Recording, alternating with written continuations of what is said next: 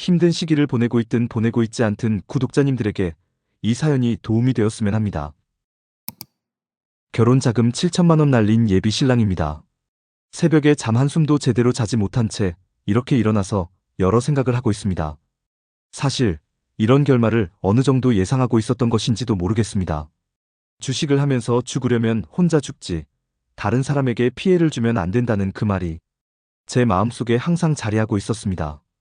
이 말은 제가 결혼을 준비하면서 돈을 잃어가는 동안에도 계속 떠오르곤 했습니다. 늦은 나이에 직장에 들어와서 남들과 비교해 뒤처졌다는 생각이 항상 있었고, 그러한 마음에 직장 선배들이 주식을 하는 모습을 보며 저도 시작하게 되었던 것이었습니다. 그때는 제 인생에 이렇게 큰 한이 되고 평생 후회하게 될 줄은 미처 몰랐습니다. 처음 그 사람을 만날 때 저는 주식하는 사람을 싫어해요라는 질문에 저는 결혼하면 그만둘 거예요 라고 대답했습니다. 하지만 이렇게 포기하지 못하고 몰래 주식을 하다가 여러 번 들키게 되었고, 그때마다 저는 왜 이 사람이 주식을 싫어하는지 단 한 번도 제 마음속으로 미안해하지 않고 겉으로만 미안하다고 말했는지 고민하게 되었습니다. 그 사람은 날 악의 구렁텅이에서 빼내려고 회사 상사들에게 전화해 주식 못하게 해달라고 부탁했지만, 그럴 때마다 저는 회사 그만두게 할 작정이냐며 화만 내곤 했습니다. 우리 부모님에게도 오빠 또 주식한다고 얘기할 때 우리 부모님 걱정시켜 죽이려고 하냐며 화를 내기만 했습니다.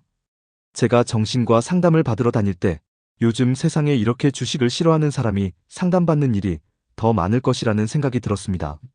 작년 8월 결혼 자금으로 모아놓은 7천만 원을 잃었을 때 그 사람은 오빠 잃은 돈보다 더 많이 모아놓았으니 지금이라도 주식 안 하면 되라고 말하던 사람인데, 결국 몰래 주식하는 것이 들켰을 때 저는 화병을 넘어 공황장애까지 보이던 상황이었습니다.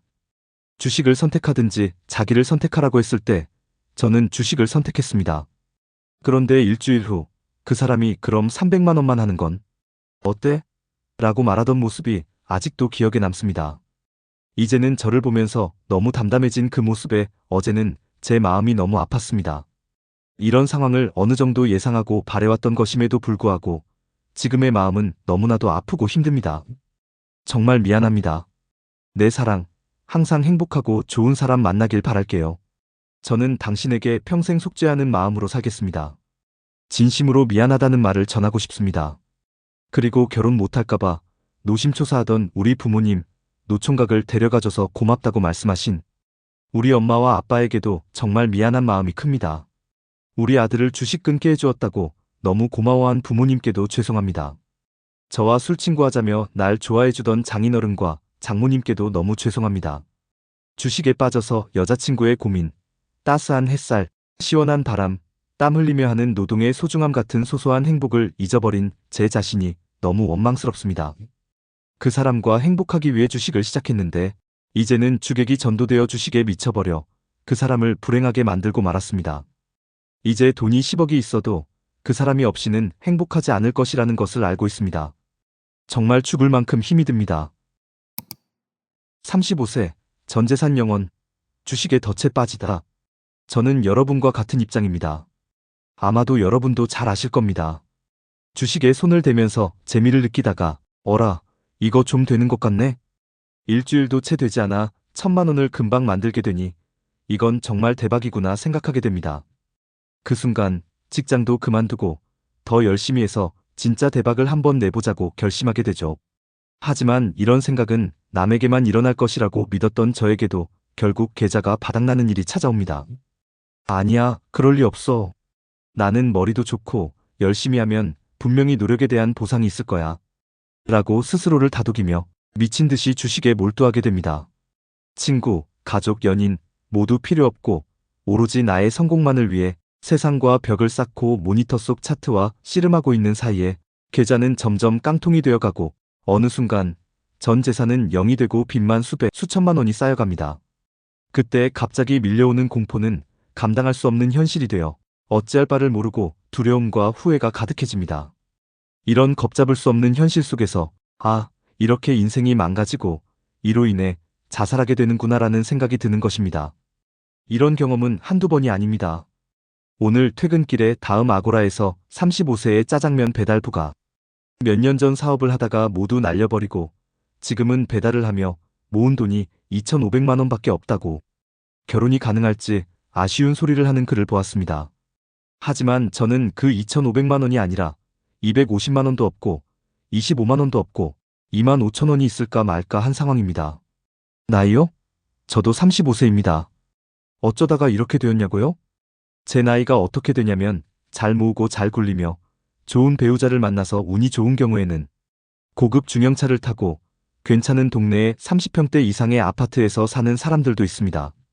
하지만 저는 2만 원 5천 원도 없고 나이는 30대 중반입니다. 다행히 며칠 전에 직장에 입사하게 되었습니다. 주식 실패 후 바로 취직한 것은 아닙니다. 몇 년 동안 집에서 자폐증에 걸린 사람처럼 세상을 원망하며 홀로 방 안에서만 살아왔습니다. 그러다가 이대로는 안 되겠다 싶어 이력서를 내기 시작했고 그렇게 지금의 직장에 입사하게 된 것입니다. 정말 살고 싶어서 다시 사회로 나왔습니다. 나이가 나이인지라 그리고 수년간 주식에 올인한 탓에 최저연봉으로 들어갔습니다. 다시 시작하자는 마음으로 마음을 비우고 살기로 결심했습니다. 목표요? 목표가 있나요? 돈도 없고 저축한다고 해도 말단 연봉에 여자와 결혼 같은 것도 현실적으로 불가능한 상황입니다. 이제 나이가 중반이니 곧 40을 바라보게 될 것이고 돈은 그동안 주식에 투자하며 날려버리고 빚만 남아 있습니다. 저도 약 7천만 원 정도를 날렸습니다. 신용 불량이 되어버렸고 그래도 살고 있습니다. 가끔 주식 생각이 나긴 하지만 돈이 생기면 하고 싶은 마음이 드는 것 같긴 한데 주식을 잊고 사는 것이 더 행복한 것 같습니다. 정말 더 편안합니다. 물론 주식으로 하루에 수백, 수천을 버는 사람들도 있지만 저는 그 험한 길을 오래 걸어본 사람이라 부럽기보다는 다시는 그 길을 걷고 싶지 않다는 생각이 듭니다. 예전에 누군가가 이렇게 말했죠. 실패해도 나이가 젊으면 그게 재산이다. 저도 20대가 되고 싶네요. 현재 저는 30대 중반입니다. 40대 분들은 저를 젊다고 하겠지만 전 이미 35세이고 전 재산은 약 1,000만 원 정도입니다. 현재 가용한 자산은 현금 2만 원 정도밖에 없습니다. 이런 상황은 결국 제 자업자득입니다. 아무튼 저도 여전히 살아가고 있습니다. 몸 아픈 데는 없고 직장도 구했고 현실적인 비교남들은 차를 산 해 만에 집을 산 해 만에 결혼을 한 해 만에는 이제 저와는 관계없는 것이라고 털어버리기로 했습니다. 어차피 인생은 한 번이고 제가 선택한 길이니 저 자신이 리스크 관리도 못하고 이런 결과를 초래한 것이라면 어쩔 수 없는 결과로 담담히 받아들이기로 했습니다. 현실을 인정하고 그 후에 다시는 그러지 않으면 되니까요. 주식은 정확히 하지 않으면 됩니다. 제가 이렇게 길게 글을 남기는 이유는 실패담이지만 실패에 관한 이야기는 잘 올라오지 않기 때문입니다. 부끄러움을 느끼기도 하고 정말 힘든 사람들은 이런 글을 쓸 시간도 여력도 없이 이미 몸져 누워있거나 거리를 배회하고 있을 테니까요. 저도 그랬습니다. 거리를 많이 배회했습니다. 지나가는 사람들을 보며 나도 저들 사이에 끼고 싶다는 생각을 많이 했습니다. 담배 살 돈도 없어서 꽁초를 피우곤 했습니다. 혹시 이 글을 보신다면 한마디 하고 싶습니다. 오늘 퇴근길에 이런저런 생각을 하다가 아직 마무리를 짓지 못한 생각이지만 사는 것은 다 그런 것이고 다만 너무 힘들게 너무 어렵게 상황을 몰고 가지는 말자. 사는 것은 다 그런 것이니까 편안하게 평범하게 자연스럽게 그렇게 있다가 조용히 가자. 너무 높은 것을 취하려고 하지 말고 그저 그렇게 모든 것을 잃었다고 상심하지 마세요. 새로운 것으로 채워 넣으면 됩니다. 돈을 다 날리고 빚 때문에 자살하고 싶다면 여러 가지 제도들이 많습니다. 그런 제도를 이용해 보세요. 저도 신용불량입니다. 그전에는 몰랐지만 제약사항이 많더군요. 친구, 가족, 연인과의 관계가 멀어지거나 끊겼다면 내버려 두세요. 이미 퇴색된 것은 흘려보내는 것이 맞는 것 같습니다. 그동안의 모든 것을 잊고 새로운 것으로 채워 넣으시면 되는 것이 아닐까요? 남들은 그 나이에 얼마를 모았고 어디에 살고 무슨 차를 타는지에 대해 이야기하지만 그 사람은 그 사람이고 나는 나일 뿐입니다.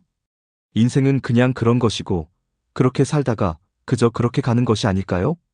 너무 어려운 상황은 스스로 자초하지 말고 살자고요. 그렇게 하면 될 것 같습니다. 이 글을 쓰기 위해 팍스넷에 재가입했습니다. 돈은 다시 벌면 됩니다. 건강과 시간 나이, 젊음 이 두 가지는 지나가면 절대 돌아오지 않으니 꼭 지키시기를 바랍니다. 영상을 보시고 도움이 되셨다면 구독, 좋아요, 눌러주시고 다양한 의견 남겨주세요.